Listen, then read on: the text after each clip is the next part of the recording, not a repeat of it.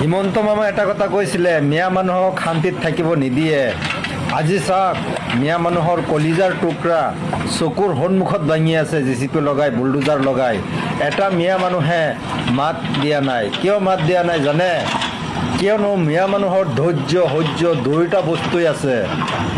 চকুৰ সন্মুখত মিয়া মানুহৰ কলিজাৰ টুকুৰা যে ভাঙি আছে মছজিদখন, কিন্তু মিয়া মানুহে মাত দিয়া নাই।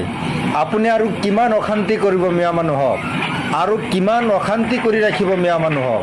আপুনি যিমানেই মন যায় তিমানেই আপুনি কৰি থাকক, কিন্তু মিয়া মানুহে কষ্ট যিমান কৰিব লাগে, মাৰ গৰ্ভৰ পৰা কষ্টটো শিকি আহিছে যে পৃথিৱীত আহিলে মিয়া মানুহৰ বা মুছলমান মানুহৰ কষ্ট কৰিব লাগিব, ভুগন্তি ভুগিব লাগিব। সেয়া ভুগন্তি ভুগি আছে মিয়া মানুহে।